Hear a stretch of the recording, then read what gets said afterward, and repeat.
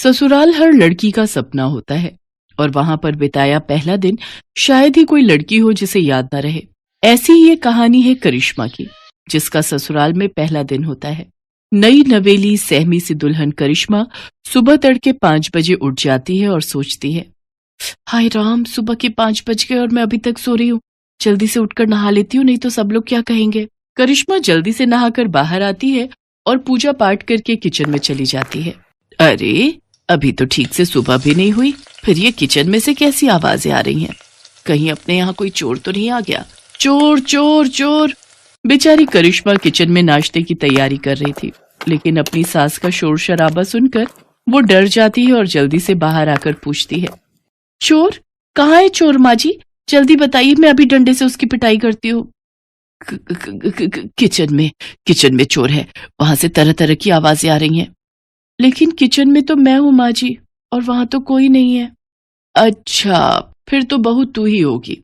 मैंने खटर पटर की आवाज सुनी तो मुझे लगा शादी वाले घर में कोई चोर चोरी के इरादे से घुस आया है। पर बहू, तू इतनी सुबह सुबह किचन में क्या कर रही है? जी, वो मैं नाश्ते की तैयारी कर रही थी। अरे, इतनी जल्दी? सारा दिन पड़ा है अभी, ये काम तो बाद में भी हो जाएगा। पहले तू जाकर आराम कर ले, शादी की तैयारियों में थक गई होगी। जा बेटा, आज तो पहला ही दिन है, जाकर आराम कर। हाय, कितनी अच्छी सास मिली है मुझे, जो आराम करने के लिए कह रही है। और एक मेरी माँ थी, जो सूरज निकला भी ना हो फिर भी, सूरज कब का निकल गया, आधा दिन हो गया, कब उठेगी कहकर जल्दी उठा देती थी। यहाँ तो सूरज निकलने के बाद भी सासू माँ कह रही है, सो जा। करिश्मा खुश होकर अपने कमरे में निश्चिंत होकर सोने चली जाती है। सोते सोते उसे काफी देर हो जाती है। तभी हॉल में बैठी उसकी बुआ सास और मामी सास बातें बनाने लगती हैं और कहती हैं, हाय, हम का इतनी दूर लखनऊ से सोती बहू को देखने वास्ते आवत हैं। अरे, आजकल की बहुएं तो सिर पर चढ़ी रहती हैं, हमारी तरह थोड़ी ना, जो ससुराल के डर से आज भी कांपते हैं। वहीं पीछे खड़ा रजत उनकी सारी बातें सुन रहा होता है। अपनी बीवी की बेइज्जती सुनकर वो उनकी बातों पर पर्दा डालते हुए कहता है, वो तो कब की उठ गई है बुआ जी, वो कपड़े समेट रही है, सारा कमरा बिखरा पड़ा है ना, लहंगा जेवर। आप तो जानते ही हो, शादी वाले घर में कितना काम हो जाता है। रजत जल्दी से अपने कमरे में जाता है और करिश्मा को उठाते हुए कहता है, करिश्मा, जानू उठ जाओ बेबी, जल्दी से उठकर नहा लो, सब रिश्तेदार बाहर तुम्हारा इंतजार कर रहे हैं। जी, मैं तो सुबह 5 बजे उठकर ही नहाकर पूजा पाठ करके नाश्ता बना लिया था, लेकिन माँ जी ने कहा अभी सो जाओ, इसलिए आकर सो गई। हाय मेरी नई नवेली दुल्हन, सुबह 5 बजे से उठी है, तब तो तुम अभी आराम कर लो। नहीं, अब मेरी नींद पूरी हो चुकी है। कहिए, आपको कुछ कहना था क्या? रजत करिश्मा को सारी बात बताता है और कहता है, अब मुझे तो ये बिल्कुल भी बर्दाश्त नहीं कि कोई मेरे सामने मेरी बीवी की बुराइयां करे। चलो अब जल्दी से तैयार होकर बाहर आ जाओ, सब तुम्हारा इंतजार कर रहे हैं। इतना कहकर रजत बाहर चला गया। हाय जी, ये क्या हो रहा है? मेरी पीठ पीछे कल तक जो रिश्तेदार मुझे आशीर्वाद दे रहे थे, आज एक ही दिन में मुझे जाने बिना मेरे बारे में अपनी राय देनी भी शुरू कर दी। फिर करिश्मा तैयार होकर बाहर आ जाती है और उनसे पूछती है, बुआ जी, मामी जी, आपने नाश्ता कर लिया? हाँ बहू, तुझे क्या लगा अगर तू खाना नहीं देगी तो क्या हम भूखे ही रहेंगे? वैसे तूने टाइम देखा क्या हुआ है? तभी वहां सरोज आ जाती है। अरे, ये बेचारी तो सुबह 5 ही बजे उठ गई थी, नहाकर पूजा पाठ कर कर सबका नाश्ता इसी ने तो बनाया था। वो तो काफी सुबह थी, इसलिए मैंने ही कहा इसको जाकर सोने के लिए। अरे दीदी, बहुओं को तो जितना दबा कर रखा जाए उतना ही वो काबू में रहती हैं। अगर जरा भी ढील दे दी तो फिर ये हाथ से निकल जाती है। ये कैसे रिश्तेदार हैं? बहू का आज पहला दिन है और उसे आशीर्वाद देने की बजाय दबाने की बात की जा रही है। मैं बहू हूं, कोई जानवर थोड़ी ना जो मुझे दबाया जाए। अभी करिश्मा इसी सोच में पड़ी हुई होती है कि तभी पीछे से आवाज आती है, भाभी जल्दी से चलो और अपना सूटकेस खोलकर दिखाओ कि उसमें क्या क्या सामान आया है हमारे लिए। हाँ जी, चलिए सब कमरे में। अरे, कमरे में क्या चलिए, तुम अपना सूटकेस यहाँ लेकर आओ। अरे, यहाँ लाने की क्या जरूरत है? करिश्मा बेटा, जो जिसके नाम का है दे दो उसको। अच्छा पापा, ऐसा कैसे? ननद को पूरा हक है अपनी पसंद का सामान लेने का, जो रिवाज है हम तो वही लेंगे। हाँ हाँ, जैसे तेरी माँ ने तो हमें बड़ा अपनी पसंद का दिया था ना, जो तू अपनी भाभी से मांग रही है। अरे, कैसी बात कर रही हैं आप? आपने तो मेरी सबसे पसंदीदा जरकन वाली साड़ी पर हाथ रख दिया था और मैं बेचारी मना भी ना कर पाई। बेचारी करिश्मा भारी सूटकेस उठाकर हॉल में लाती है और जैसे ही उसका सूटकेस खुलता है तो उसकी पसंदीदा साड़ी उसकी ननद तान्या ले लेती है और वो बेचारी मन ही मन सोचती है, हाय ये तो मेरी फेवरेट साड़ी है। अच्छा, अब मेरे निकलने का वक्त हो रहा है, लेकिन सोच रही हूँ जाने से पहले एक बार नई बहू के हाथ का मीठा चख लूं। हाँ हाँ जरूर बुआ जी, आप बैठिए, मैं अभी आप सबके लिए हलवा बना कर लाती हूँ। हलवा नहीं भाभी, हमारे यहाँ तो मीठे में बहू खीर ही बनाती है, तो आपको भी वही बनानी है। खीर? करिश्मा की माँ ने मीठे में हलवा बनाना सिखाया था, वो भी उसने शादी से हफ्ता भर पहले ही सीखा था। हे भगवान, मैंने तो माँ से हफ्ता भर हलवा बनाने की ट्रेनिंग ली थी, लेकिन खीर कैसे बनाते हैं वो तो मुझे आता ही नहीं। एक काम करती हूँ, जो हलवे की रेसिपी है वही खीर के लिए इस्तेमाल करती हूँ। कुछ देर बाद करिश्मा खीर लेकर आती है। भुने हुए चावल की तो अच्छी खुशबू आ रही है, बस जरा दूध में चावल ठीक से मिक्स नहीं हो पाए। ये लो बहू, तुम्हारी पहली रसोई का सगुन। बुआ सोने की चेन बहू को गिफ्ट में देती है। मामी सास भी उसके लिए सोने की अंगूठी लाई होती है। आप सबने मेरी बहू को समझा, वही हमारे लिए काफी है। इन सब चीजों की कोई जरूरत नहीं थी। जरूरत कैसे नहीं थी दीदी? ये क्या तुम्हारी ही बहू है, हमारी नहीं? हाँ, इसकी अहमियत हमारे लिए भी उतनी ही है जितनी तुम्हारे लिए। बहू, अब तू थक गई होगी, जा बेटा अपने कमरे में जाकर आराम कर। करिश्मा उन सबके पैर छूकर कमरे में चली जाती है। आज शाम को बहू के मम्मी पापा आने वाले हैं, देखते हैं क्या लेकर आते हैं। वही लाएंगे जो तुम्हारे लाए थे, खाली हाथ ही आएंगे और क्या। और जो शगुन से पहले ट्रक भरकर आया था उसका क्या, वो तो आपको याद नहीं। चलो अब तो मैं चली अपने घर, आप दोनों ननद भाभी शादी के 30 साल बाद भी लड़ती ही रहो। हाँ हाँ मैं भी चलती हूँ। इसके बाद वो वहां से चली जाती है। शाम को करिश्मा के माता पिता उसके ससुराल आते हैं। अरे आइए आइए भाई साहब, बहन जी, कैसी हैं समधन जी आप? मैं तो कब से शाम होने की राह देख रही थी। कहाँ है मेरी लाडो? वो तैयार हो रही है। वैसे शाम की राह क्यों देख रही थी? अब तो एक ही घर है, पहले ही आ जाती। जी वो तो है। उधर करिश्मा रजत से कहती है, सुनो जी, मुझे न शर्म आ रही है साड़ी पहनकर मम्मी पापा के सामने जाने में। आज तक पहनी नहीं ना। अब ये लो सूट, मैं तुम्हारे लिए लाया था, इसे पहन लो, मम्मी से मैं बात कर लूंगा। करिश्मा सूट पहनकर तैयार हो जाती है और सबके सामने आ जाती है। लो जी, आ गई हमारी बहू, देखो तो सूट में कितनी प्यारी लग रही है। बहू तू ना सूट भी पहना कर, बड़ी प्यारी लगती है सूट में। इसके बाद करिश्मा को सब अच्छा लगने लगता है। उसकी शादी का पहला दिन उसके लिए खट्टा मीठा भरा रहता है, लेकिन प्यार करने वाले पति, सास, ससुर और ननद पाकर वो खुश हो जाती है। साधना की विदाई का वक्त हो रहा था, पर अचानक से साधना की बातें सुनकर सभी के रोंगटे खड़े हो गए। ये तू कैसी बातें कर रही है साधना? तू विदा नहीं होगी? तेरी शादी हुई है दीपक के साथ, सब लोग क्या कहेंगे? माँ, अगले 6 महीने तक की तो बात है, उसके बाद तो मैं चली जाऊंगी। पर तुम मेरे साथ जाना क्यों नहीं चाहती हो? आखिर बात क्या है साधना? हम दोनों एक दूसरे से प्यार करते हैं, अगर तुम्हें मेरे साथ जाना ही नहीं था तो तुमने मुझसे शादी ही क्यों की?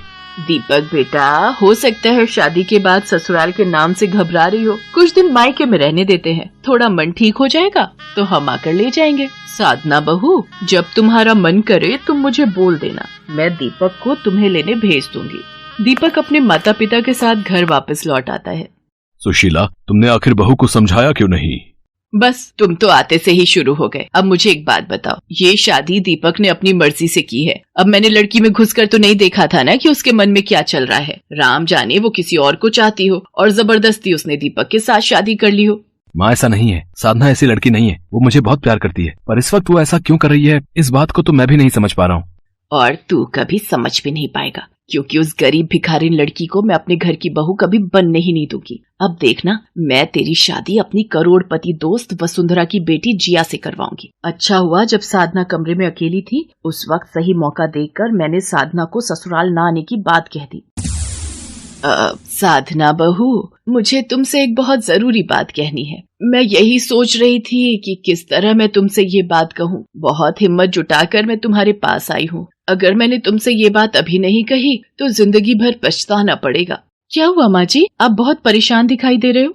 साधना बहू, हमारे पुरोहित जी का कल फोन आया था। उन्होंने मुझसे कहा कि तुम्हारी और दीपक की राशि में एक ग्रह दोष चल रहा है, इसलिए शादी के बाद अगर 6 महीने से पहले तुम ससुराल आ जाती हो तो दीपक की जान को खतरा है। अब इसलिए मैं तुमसे विनती करती हूँ कि अभी तुम ससुराल मत आना। मैं जानती हूँ ये बात जो मैं कह रही हूँ उसे पूरा करना तुम्हारे लिए बहुत मुश्किल है। साधना, दीपक हमारा इकलौता बेटा है, उसे कुछ हो गया तो हम जिंदा नहीं रह पाएंगे। मैं ये बात तुमसे अकेले में इसलिए कह रही हूँ क्योंकि मैं जानती हूँ दीपक इन सब बातों पर विश्वास नहीं करेगा, इसलिए ये बात तुम्हें सबसे छुपानी होगी और कोई बहाना करके ससुराल जाने से मना करना होगा।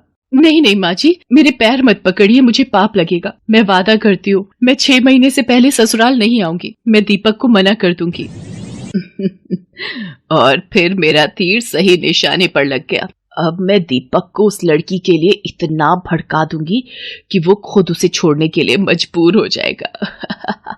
ये सारा खेल दीपक की माँ सुशीला ने रचाया था। वो दहेज की लालची औरत थी, इसलिए वो साधना को अपनी बहू के रूप में स्वीकार नहीं करना चाहती थी। बेचारी साधना भोलेपन में आकर इन सब बातों को नहीं समझ पाई और वो लगातार दीपक से इस बात को छुपा रही थी। दीपक साधना को फोन करता था तो वो उसका फोन काट देती थी या फिर काम का बहाना करके फोन रख देती थी। दीपक साधना से मिलने जाता है। आप दोनों बैठकर बात करो, मैं चाय बनाकर लाती हूँ।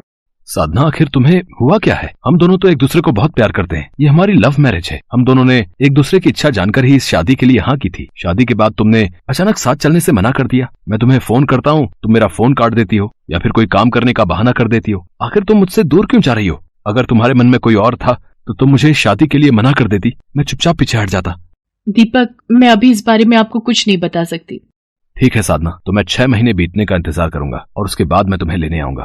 दीपक वापस चला जाता है। साधना की आंखें आंसुओं से भरी हुई थी, पर वो उन्हें छुपा लेती है। धीरे धीरे दिन बीतने लगते हैं। 6 महीने पूरे होने में थोड़ा ही वक्त बचा था। दीपक इस बात को लेकर बहुत खुश था। माँ, 6 महीना बीतने में बस 1 हफ्ता बाकी रह गया है। मैं सोच रहा था हम साधना और उसके परिवार वालों से बात कर लेते हैं, फिर हम अगले हफ्ते उसे ले आएंगे। अब मुझे इस खेल में आखिरी चाल चलनी होगी। मुझे पता है ये खेल मुझे कैसे जीतना है।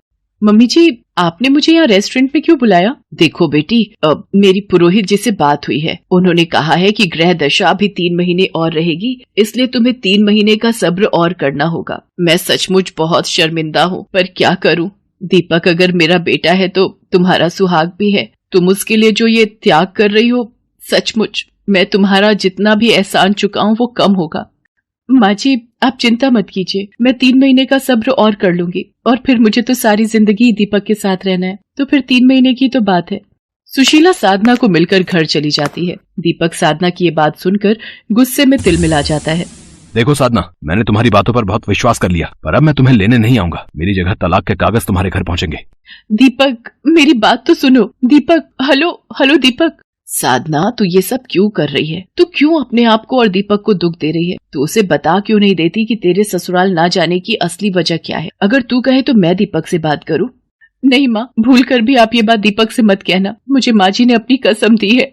साधना रोती हुई माँ दुर्गा के मंदिर चली जाती है। उधर दीपक की माँ मन ही मन बहुत खुश थी। जो मैं चाहती थी वैसा ही होगा। अब दीपक साधना को तलाक दे देगा, फिर मैं अपनी पसंद की लड़की से इसकी शादी करवा दूंगी। उधर साधना दुर्गा मंदिर में माँ के आगे रोती है। माँ, मैं क्या करूँ? अपने दीपक की जान बचाने के लिए ही मैं ये सब कर रही हूँ। माँ, कोई रास्ता दिखाओ। मैं दीपक के बिना नहीं रह सकती। वो मुझे तलाक देने वाले हैं। मेरी मदद करो माँ। जय माता दी। पुरोहित जी, कैसे हैं आप? बड़े दिनों बाद मंदिर आना हुआ। जय माता दी पंडित जी, वैष्णो देवी गया हुआ था, आज ही आया हूँ। ये तो कुल पुरोहित जी हैं। इन्होंने तो माँ जी को दीपक के बारे में, क्या मैं इनसे एक बार पूछ लूं? शायद ये कोई उपाय बता दें। साधना कुल पुरोहित जी को उनके द्वारा कही बात पूछती है। नहीं बिटिया, मैंने तो सुशीला जी को ऐसी कोई बात नहीं कही। तुम्हारे विवाह के पश्चात तो मैं वैष्णो देवी यात्रा पर निकल गया था, आज ही आया हूँ। और तुम्हारे और दीपक के तो सभी गुण बहुत अच्छे से मिल गए थे। ऐसा कोई दोष तो तुम दोनों की कुंडली में है ही नहीं। क्या फिर माँ जी ने? पुरोहित जी, क्या आप ये बात चलकर मेरी ससुराल में सबके सामने कह सकते हैं? आपकी बहुत मेहरबानी होगी। हाँ बेटी, मैं तुम्हारे साथ चलता हूँ। साधना के कहने पर पुरोहित जी उसके साथ उसके ससुराल जाते हैं और सारी सच्चाई कहते हैं। इसके पश्चात पुरोहित जी वहाँ से चले जाते हैं। उनके जाने के बाद साधना फूट फूट कर रो पड़ती है। दीपक उसे संभालता है। उसके ससुर भी सुशीला की हरकत से बहुत शर्मिंदा थे। माँ, आपने दहेज के लिए मेरा और साधना का रिश्ता तोड़ना चाहा। मुझे तो शर्म आती है कि मैं आपको अपनी माँ कहता हूँ। मैं यहाँ से साधना को लेकर जा रहा हूँ। मुझे माफ कर देना पिताजी। मुझसे गलती हो गई। अब दीपक, मुझे माफ कर दो। मैं पैसों के लालच में अंधी हो गई थी। जब तू ही नहीं रहेगा तो मैं इन रुपए पैसे का क्या करूंगी। साधना बहू, इसे समझाओ कि रुक जाए। मुझसे बहुत बड़ी गलती हुई है। दीपक, हम माँ जी को इस तरह से रोता हुआ छोड़कर नहीं जाएंगे। आप इन्हें माफ कर दो।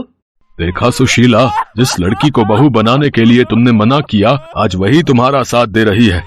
अपने द्वारा किए गए गलत व्यवहार पर सुशीला उस दिन सचमुच बहुत शर्मिंदा थी।